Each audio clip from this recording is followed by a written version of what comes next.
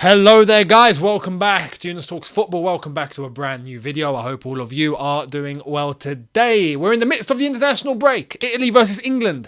I'm excited, said no one ever.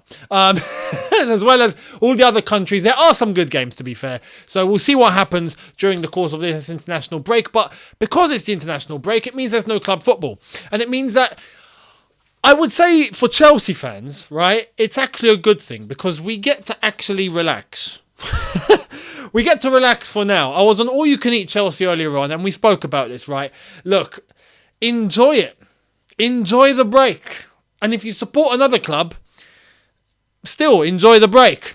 For a Chelsea fans' perspective, you got to enjoy this break because in April, there are 9 matches to play. 9 games, including playing teams that are above us and playing Real Madrid home and away. 9 matches in the month of April is going to be ridiculous. And to think that we're going to win all of those, not very realistic. So it's gonna get a little bit cagey. We'll see how it goes down. Brace yourselves. So this international break, enjoy the peace. Enjoy the birds chirping. Enjoy nature. Go on a walk. Have some fresh air. Have some peace of mind because you're gonna need it. Let's get cracking. Today's news involves, again, we're going to talk about the Wilkins Banner. I've got something to clarify in relation to that. And then there's 2 other things, including a Barcelona story that I'm going to end the video with, which I think all of you need to hear. And everyone needs to hear this. This has been a long time coming, right? Before we get cracking, though, make sure you follow the links in the description. Socials are there, Twitter and Instagram, as well as the second channel, what I've already told you guys is relaunching, so keep your eyes peeled for that. First video could be, to be honest, tomorrow, day after, if not Sunday. In the next few days, as there are final touches being made, it will come, and then it will be very, very consistent from that point onwards, possibly daily. So keep your eyes peeled on the second channel and keep aware of any uploads that are there. Subscribe and hit the notification bell. Let's get cracking. Starting with this whole Wilkins banner, right? This whole Wilkins banner, I explained in the video yesterday as to why there was a bit of outrage, why this TV show of Ted Lasso done what they did, and etc. Right? We clarified all of that. And then I said one thing. Because there are people that are outraged and are aiming shots at Chelsea, aiming shots at Todd Bowley, doing all sorts, saying, they don't care, there's no respect, they don't understand, they don't even know who Ray Wilkins is. And it's just, I said one thing that I felt was fair, right? I understood to an extent why the outrage was there, and I also understood why some people thought it wasn't a big deal.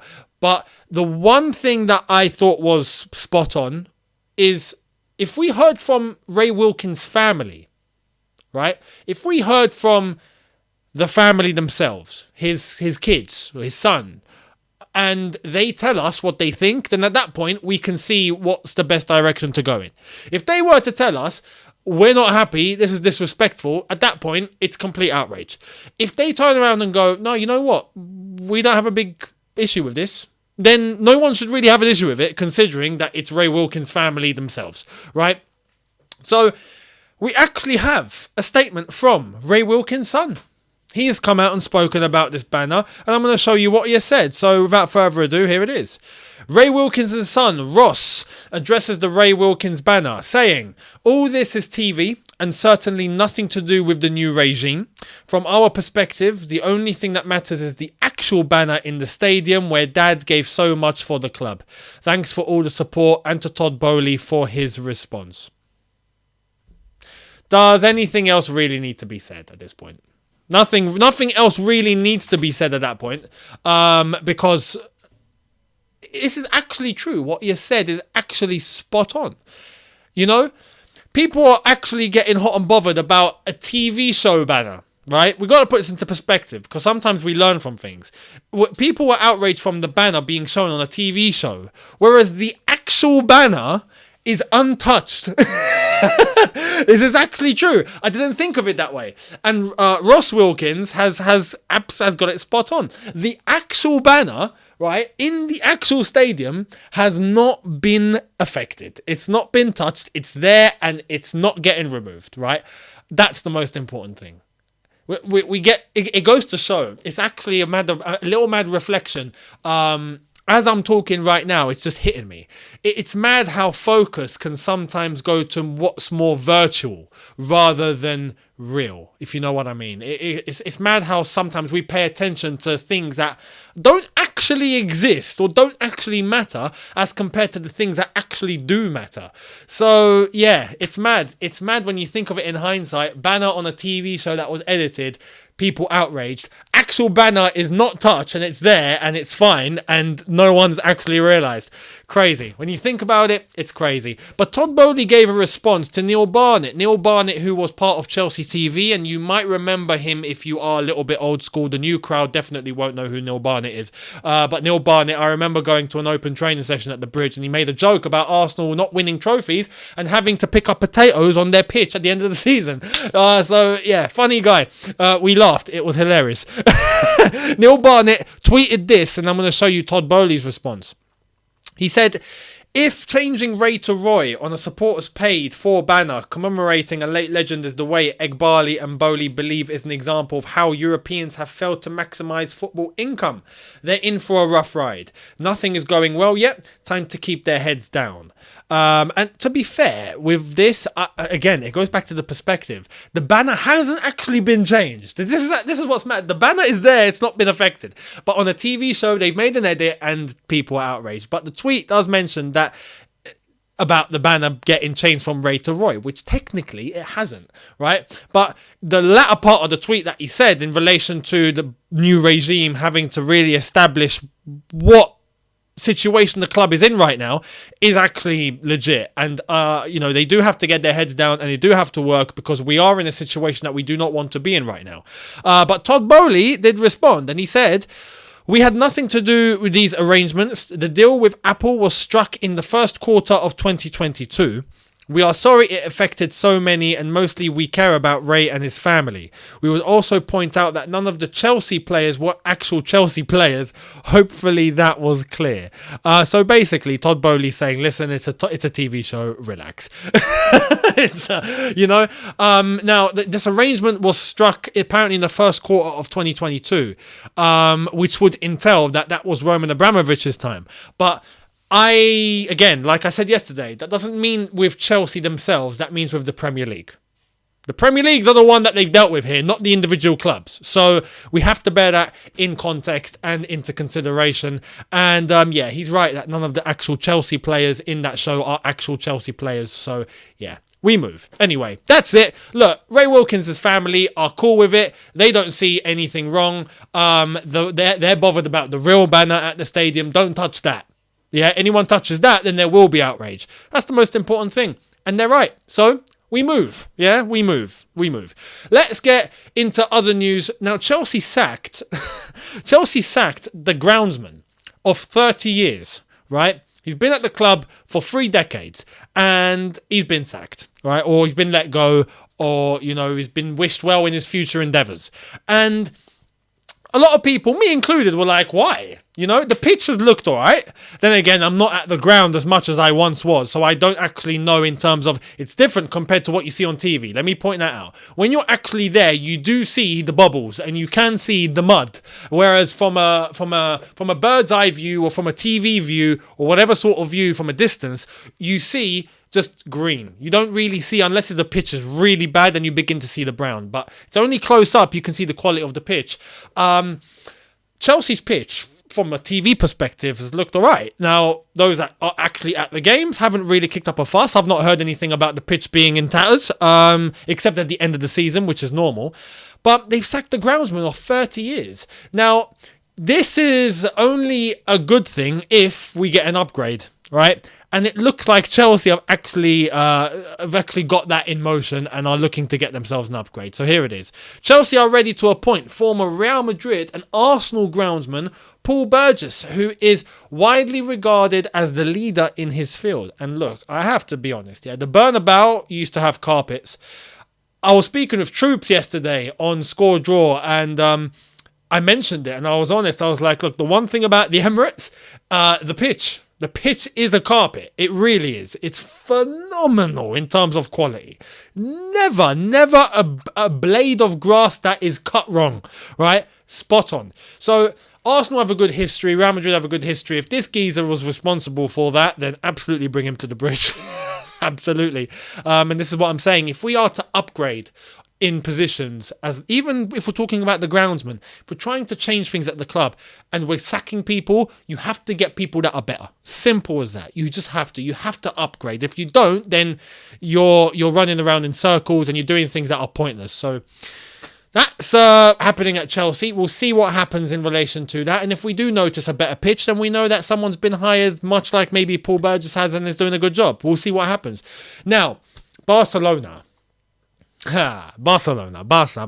Calma, Barca, calma. Okay, I'm calm. We're calm. We're 10th and we're calm. Yeah, but Barca, top of La Liga, and they're shivering. They're sweating. They are sweating. It's hot. It's hot for them. It's never cold, right? It's always hot at the Barcelona offices because they are on fire, and it's not in a good way. It's like the meme where the guy comes in with a pizza box and it's just flames everywhere. That's Barcelona. Let's get into the latest and what is going on there. It seems like now people are actually taking notice, and Barca in trouble. Check this out. Breaking. UEFA has opened an investigation into FC Barcelona for the Negreira case. It is added inspectors will assess a possible violation of the legal framework.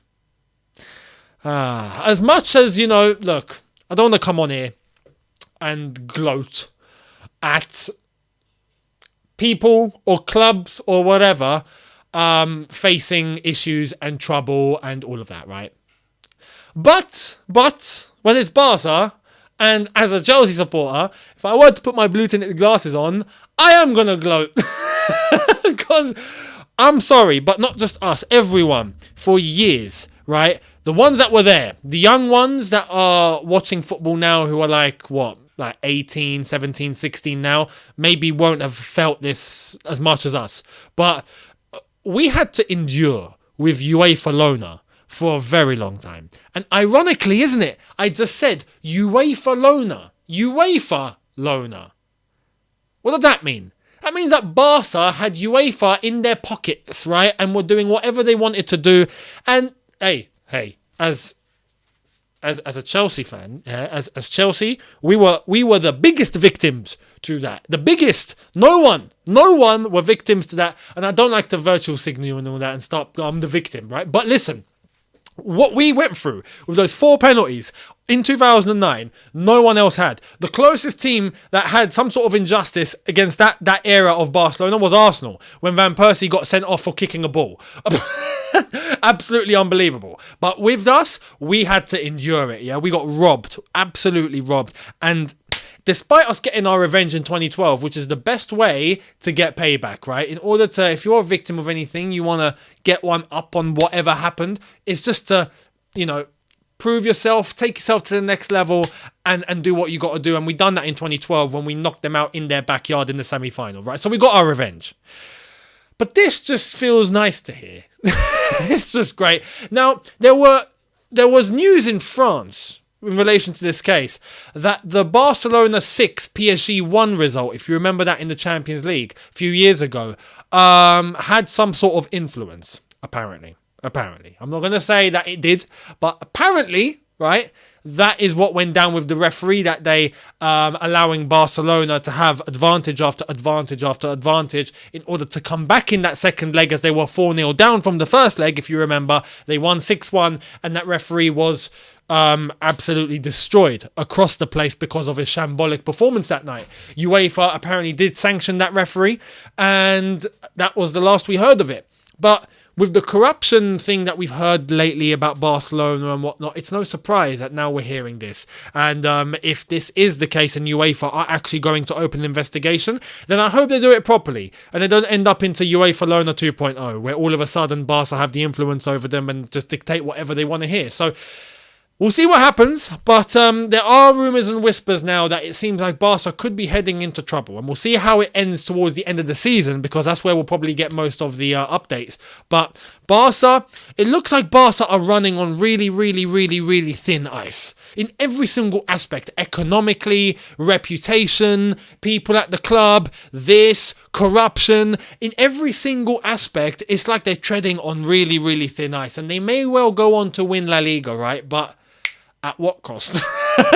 At what cost? We'll see how it goes down. But Barca, is karma really about to come round for Barcelona now? After all those years, right? All those years of dominance and in ways that maybe we did not know of up until now. Maybe. Right? Maybe it wasn't clean. Maybe. But that team was bragged about by everybody as an example in world football. And how devastating would it be if it comes out that it was not clean? How devastating would it be if it came out if it was dirty? All the way along, if it was actually dirty. Man, that would destroy a lot of people's trust in football. It really would. But we'll see how it goes. Let me know your thoughts down below in relation to this whole Barcelona issue, this story, and possible repercussions that could be coming their way, as well as the Wilkins Banner and Chelsea's pursuit of a new groundsman. Let me know down below. Much appreciated. And I will see all of you very, very soon. Thank you very much for watching. We'll see what happens in this international break. If there are any big results and any big things that happen, then I will give my thoughts on that. So keep your eyes peeled. You might, if England decide to show up, get an England video after the game. Who knows? Or, if anything else happens elsewhere that's blockbuster, I'll give you my thoughts. But up until then, I'll keep giving you guys updates on what is going on in the world of club football and the latest in relation to any news that we get. So much appreciated for watching. Hit the subscribe button if you are new. Hit the notification bell to be notified once I've uploaded. Smash the like button if you've enjoyed this. And I will see all of you very, very soon. Have a good one, people. See you a lot later. Take care and peace.